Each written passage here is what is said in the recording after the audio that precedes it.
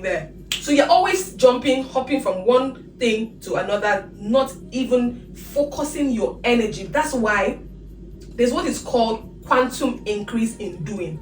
When you do something, there's always an energetic force that comes to multiply that thing that you've done.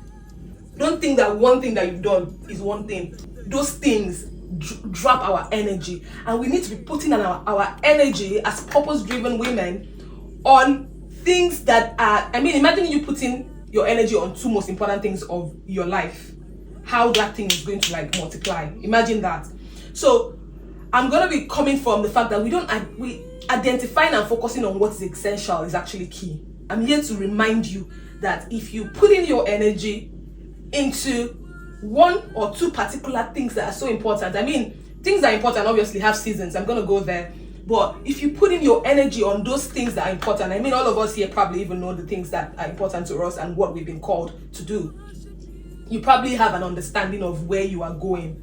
But obviously you have to sit down and identify. You have to self-evaluate. So when I say pedestal of priorities, it's not necessarily what you think, is frivolities or things that are mundane. No.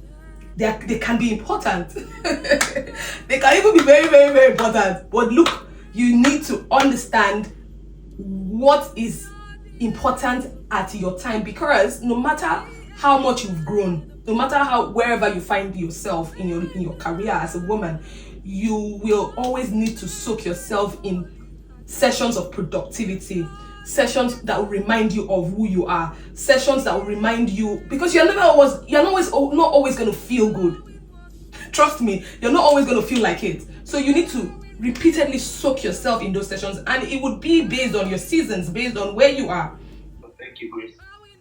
I related much of your story, and when it comes to purpose,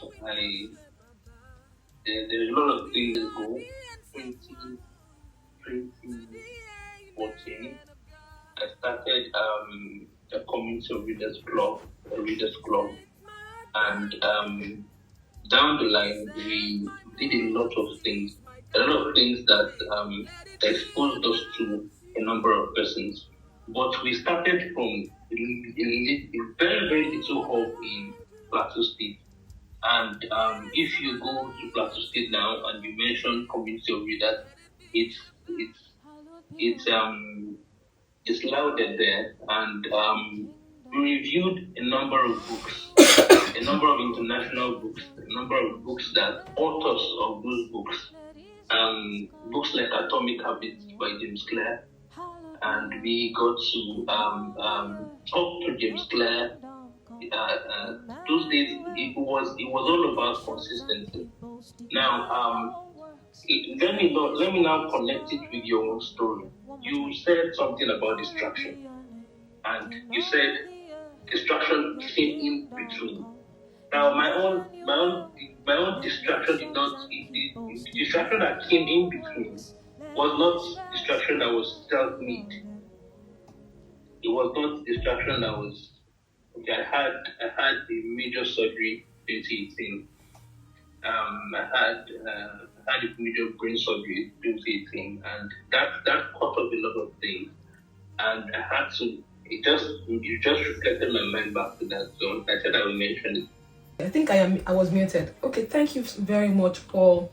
And it's such an honor to, be able to speak to you. You're a great man. And I just wanted, before I answer your question, I just wanted to know, what are you currently doing? Currently. Okay, so just like I said 2018, and so down the line, a lot of things happened, and a lot of things. I cannot go. They're picking back my life bit by bit. 2020. That's 2023. 2023. Although I started working 2021, 2021, but I started picking back my life last year. You understand? So I'm working with Health Information System Program as a data analyst. Fantastic. It will be lessons by the side. Which one is your core career? What would you want to be known as? What do you think is your core purpose? What I do is health information system program. I work with the health sector. So I don't, it's not just the data analysis I do, it's health data analysis. Yes, I understand. So what would you want people to know you for? Do you want people to know you as a health data analyst? Or do you want people to know you as a book reviewer that owns a community?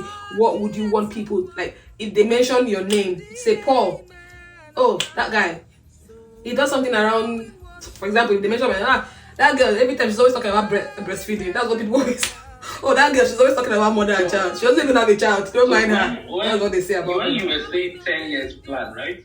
Mm-hmm. You were saying you wrote your 10-year bio, right? I wrote my 10-year bio. So when I wrote the 10-year bio in 2017, right?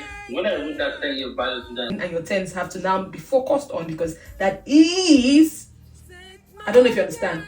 And let me just say this: when someone I listen to, I love the guy a lot.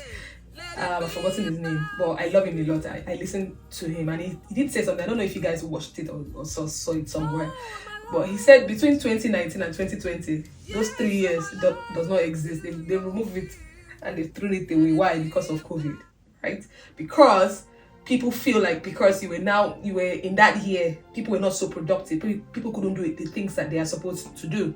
And so they started the world again between end of 2022 and then. So you are in luck, because yes, you had a live event that happened, which I'm very sorry about.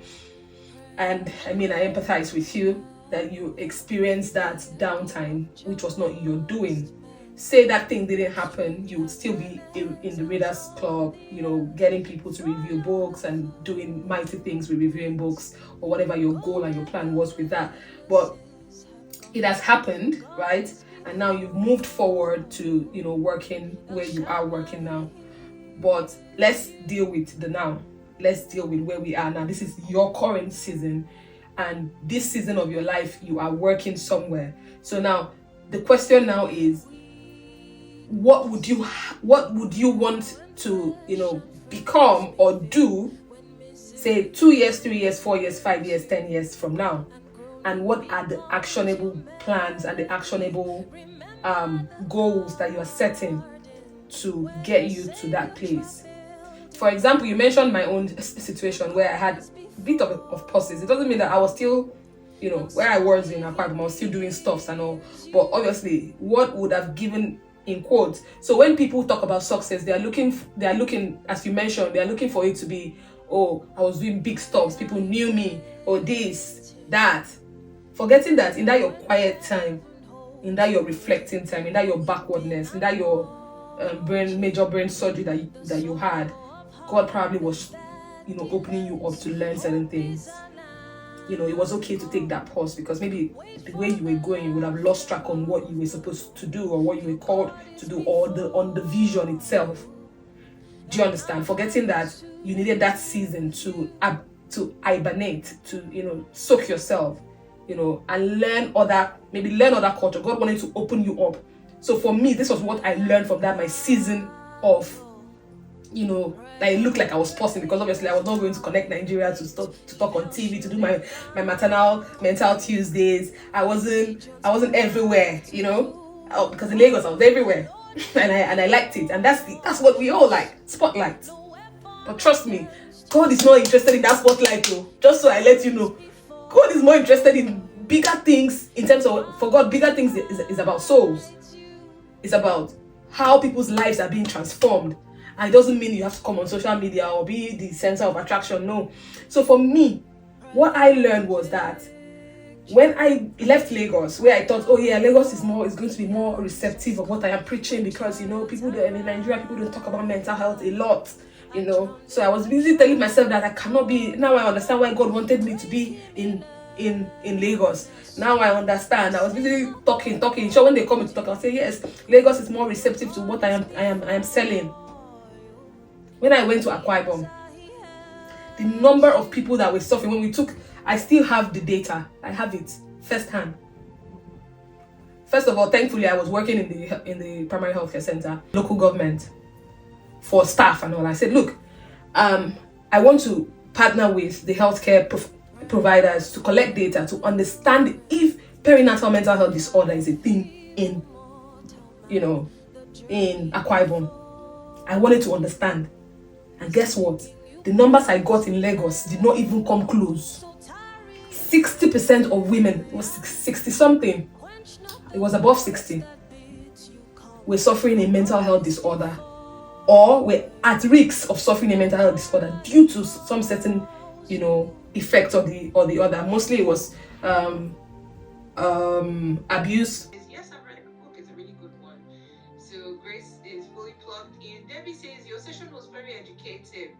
Adese says thank you. Debbie says thank you. Grace, Esther, lots of people saying thank you. Well noted. Thank you so much. Mr. Hamilton says thank you so much for our present, enlightening us on our present season. These are just some of the comments in the chat room. So we've really tasked Didi today, and Didi has done a lot for us. While you have Didi here, for me, it's just inspiring. I think one of the things I'd really like to commend and compliment is when it comes to being a youth ambassador, Didi, it's good to see that you've done, but you're still doing. The more you do, the more you want to do, which is what you called the quantum. You said it's a quantum of. Could you say it again? The quantum effect. The more you do, the more energy that is added to you to want to do more. It's just like a multiplying effect.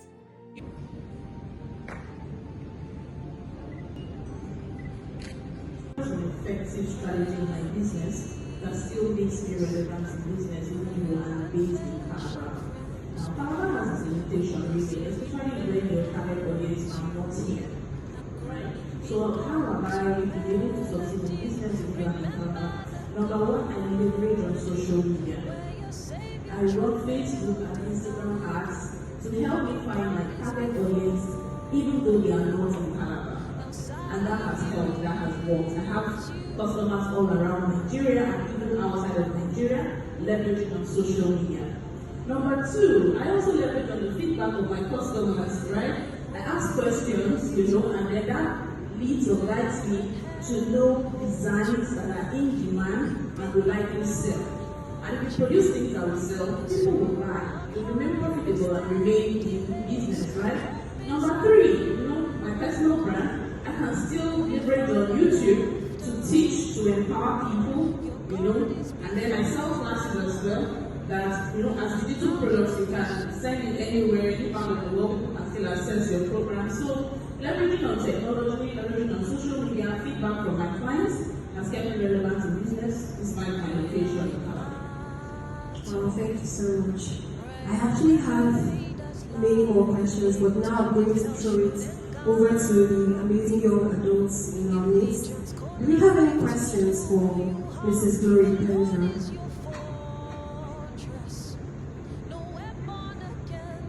Anyone?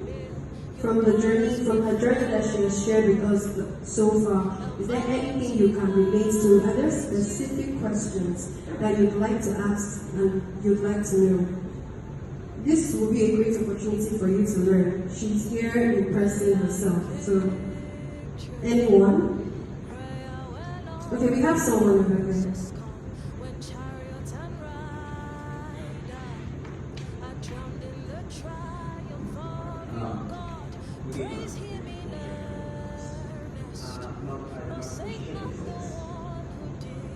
Often we like to plan so much before we begin and sometimes plan the way your Lord wants it. Now I want to ask, how much did you plan? Because you said you started with food business and then coming down to this place, you started with so that the environment wasn't safe, so you had to bring in the dream you had about fashion. So, how much did you plan? Did you set up capital? How did your investigation about how to do that? Or how did you Okay, so first, like I said, I have a speed of implementation, so I don't plan much. When once you have the basic principles on what it takes to do a thing, you're good to go, no matter how small you start. So for my business, I don't recall having money, but I had the skill, and then lucky me, my mom had a sewing machine at home. We had an extra table I could use as a ironing table, and we had an extra iron. I was good to go. I started my fashion business.